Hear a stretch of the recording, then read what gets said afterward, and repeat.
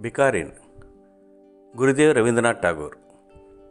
प्रस्तुत कहानी एक पुत्रवत्सला दिव्यांग भिकारिणी के विश्वास के चले जाने और संघर्ष की संवेदनशील रचना है। गुरुदेव रवींद्रनाथ टैगोर ने मानव चरित्र के कई परतों को इस कहानी में संवेदनशीलता के साथ रखा है।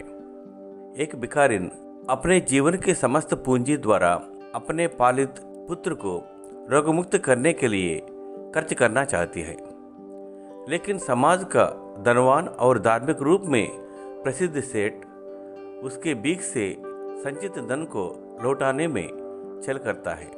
संतान की पहचान कहानी को एक निर्णायक मोड़ देती है और पाठकों को मानव चरित्र को समझने पहचानने का बोध भी देती है। एक सेठ भिखारिणी के पांवों पर क्यों गिर पड़ता है? वो क्यों यह कहने को विवश है कि ममता की लाज रख लो, आखिर तुम भी तो उसकी माँ हो।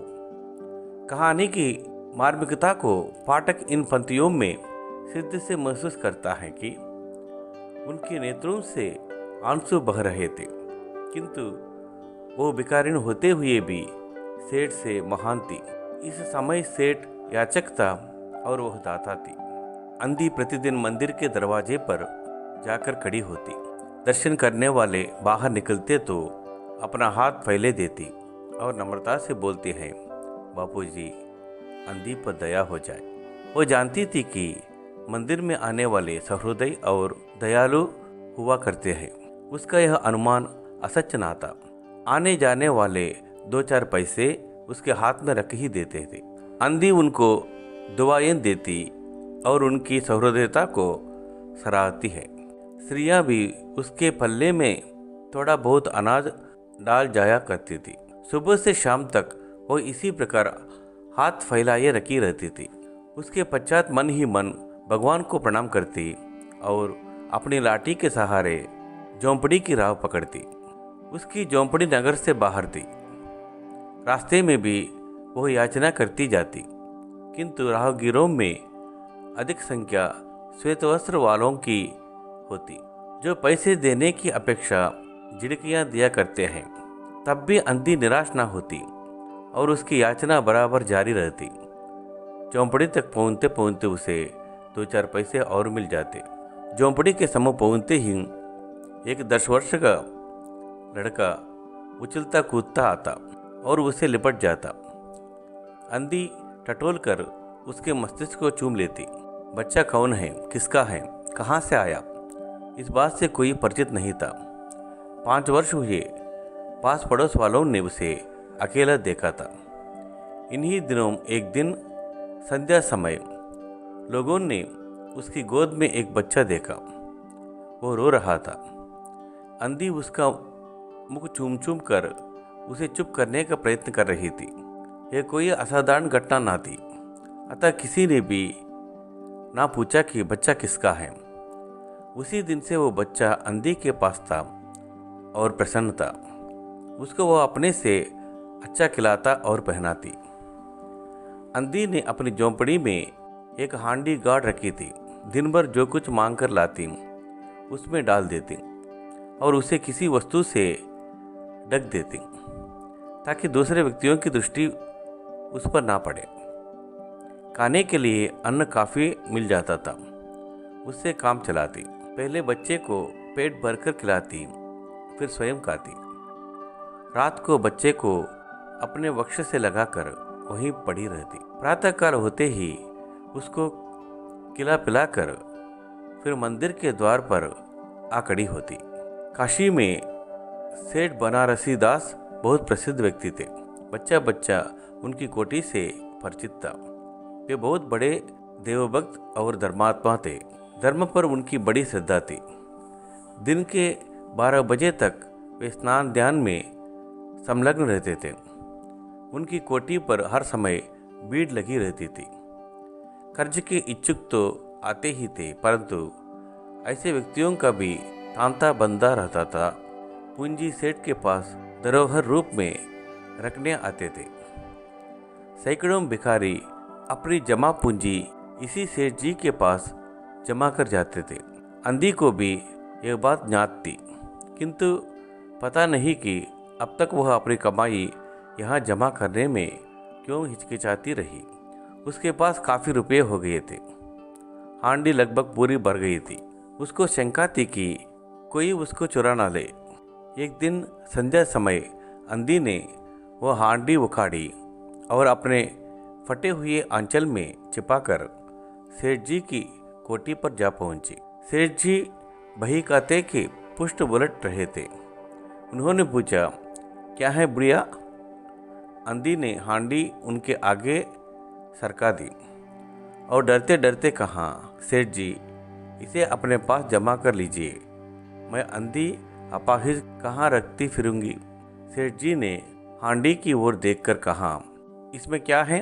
अंधी ने उत्तर दिया, भीख मांगकर अपने बच्चे के लिए 2-4 पैसे इकट्ठे किए हैं, अपने पास डरते रखती हूँ।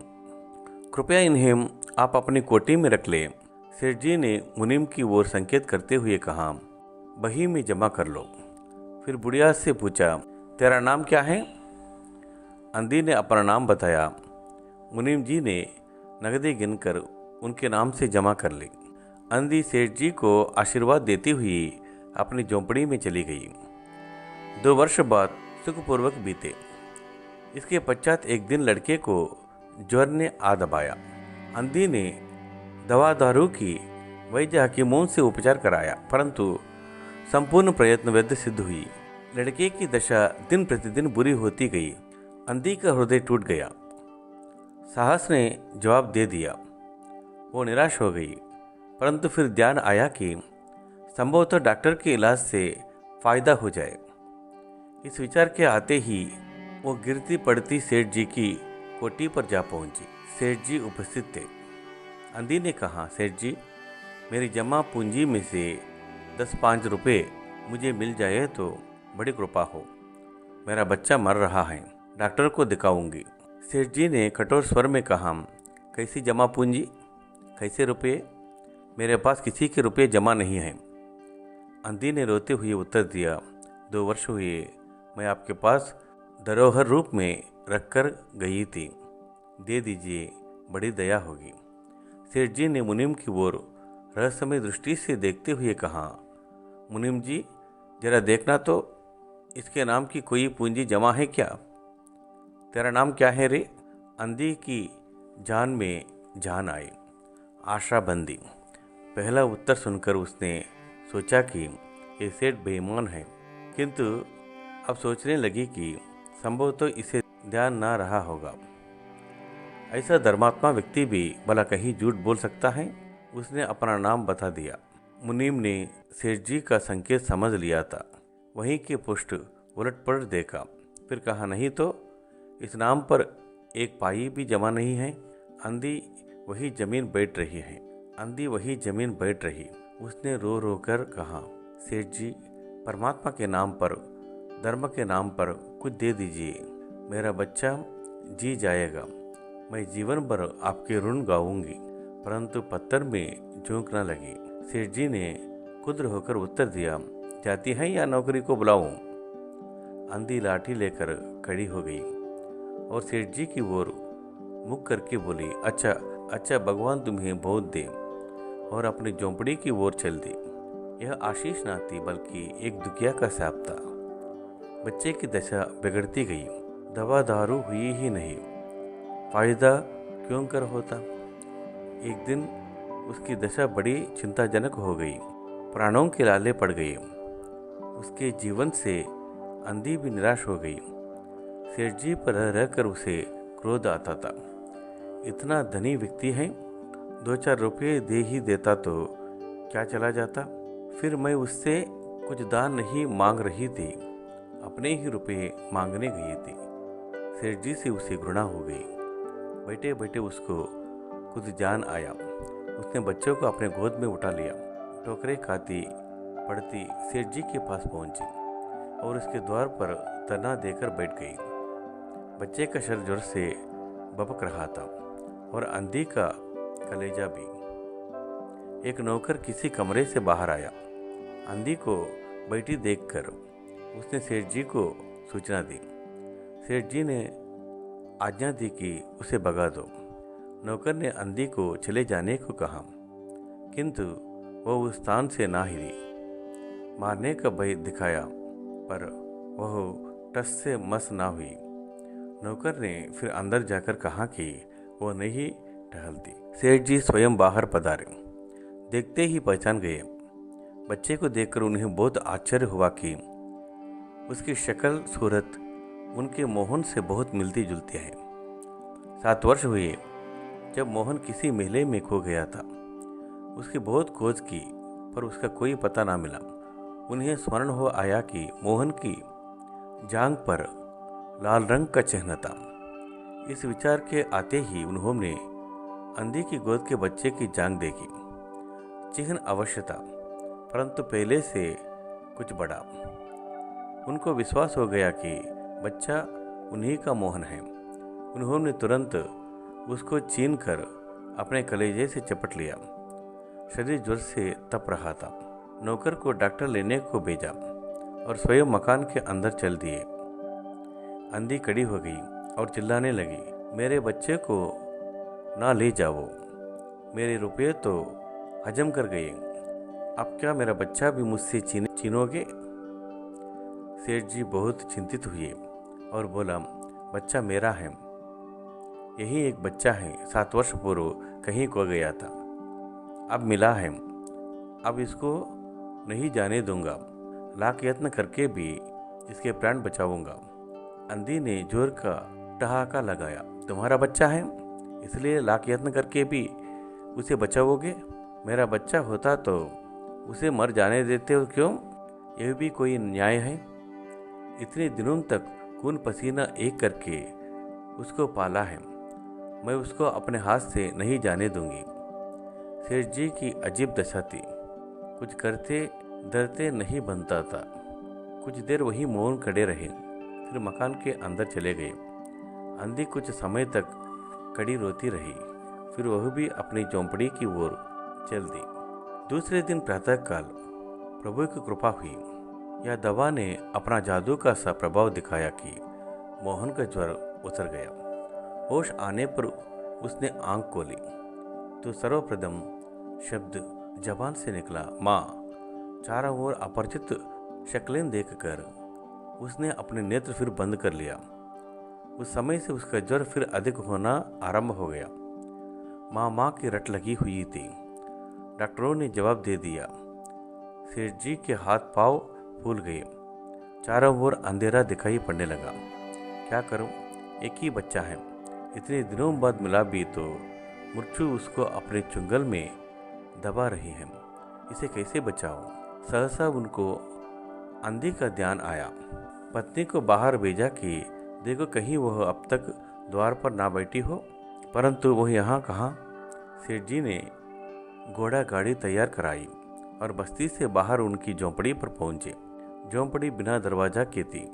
अंदर गए, देखा कि अंधी एक फटे पुराने टाट पर पड़ी है और उसके नेत्रों से अश्रुधारा बह रही है। सेठ जी ने धीरे से उसको हिलाया। उसका शरीर भी अग्नि की भांति तप रहा था। सेठ जी ने कहा, बुढ़िया, तेरा बच्चा मर रहा है। डॉक्टर निराश हो गए हैं। रह रह कर वो तुम्हें पुकारता है। अब तू ही उनके प्राण बचा सकती है। चल और मेरे नहीं, अपने बच्चे की जान बचा ले। अंधी ने उत्तर दिया, मरता है तो मरने दो, मैं भी मर रही हूँ। हम दोनों स्वर्गलोक में फिर माँ बेटे की तरह मिल जाएंगे। इस लोक में सुख नहीं है, वहाँ मेरा बच्चा सुख में रहेगा। मैं वहाँ उनकी सुचारू रूप से सेवा शुश्रूषा करूँगी। सेठ जी रो दिए। आज तक उन्होंने किसी के सामने सिर न झुकाया था, किंतु इस समय अंधी के पांव पर गिर पड़े और रो रो कर बोले, ममता की लाज रख लो, आखिर तुम भी उसकी माँ हो। चलो, तुम्हारे चलने से वो बच जाएगा। ममता शब्द ने अंधी को विकल कर दिया। उसने तुरंत कहा, अच्छा चलो। सेठ जी सहारा देकर उसको बाहर लाए और घोड़ा गाड़ी पर बिठा दिया। गाड़ी घर की ओर दौड़ने लगी। उस समय सेठ और अंधी भिखारिन दोनों की एक ही दशा थी। दोनों की यही इच्छा थी कि शीघ्र से शीघ्र अपने बच्चे के पास पहुंच जाए। कोटी आ गई। सेठ जी ने सहारा देकर अंधी को उतारा और अंदर ले जाकर मोहन को चारपाई के समीप उसको खड़ा कर दिया। उसने टटोलकर मोहन के माथे पर हाथ फेरा। मोहन पहचान गया कि यह उसकी माँ का हाथ है। उसने तुरंत नेत्र खोल दिए और उसे अपने समीप खड़े हुए देखकर कहा, माँ तुम आ गई? अंधी ने स्नेह से भरे हुए स्वर में उत्तर दिया, हाँ बेटा, तुम्हें छोड़कर कहाँ जा सकती हूँ? अंधी भिखारिन मोहन के सिरहाने बैठ गई और उसने उसका सिर अपनी गोद में रख लिया। मोहन को बहुत सुख अनुभव हुआ और वह उसी की गोद में सो गया। दूसरे दिन से मोहन की दशा अच्छी होने लगी और 10-15 दिन में वो बिल्कुल स्वस्थ हो गया। जो काम हकीमों के जोशानदे वैद्यों की पुड़ियाँ और डॉक्टर की दवाइयाँ ना कर सकी थी, वह अंधी की स्नेहमय सेवा ने पूरा कर दिया। मोहन के पूरी तरह स्वस्थ हो जाने पर अंधी ने विदा मांगी। सेठ जी ने बहुत कुछ कहा, सुना कि वो उन्हीं के पास रह जाए, परंतु वो सहमत ना हुई। विवश होकर विदा करना पड़ा। जब वह चलने लगी तो सेठ जी ने रुपये की एक थैली उसके हाथ में दे दी। अंधी ने पूछा, इसमें क्या है? सेठ जी ने कहा, इसमें तुम्हारी धरोहर है, तुम्हारे रुपये, मेरा वह अपराध। अंधी ने बात काट कर कहा, यह रुपये तो मैंने तुम्हारे मोहन के लिए ही इकट्ठे किए थे, उसी को दे देना। अंधी ने वह थैली वहीं छोड़ दी और लाठी टेकती हुई चल दी। बाहर निकलकर फिर उसने उस घर की ओर नेत्र उठाए। उसके नेत्रों से आंसू बह रहे थे, किंतु वो भिखारिन होते हुए भी सेठ से महान थी। इस समय सेठ याचक था और वह दाता थी। कितना मार्मिक कहानी है टागोर जी की, दिल को छू रहा है। धन्यवाद।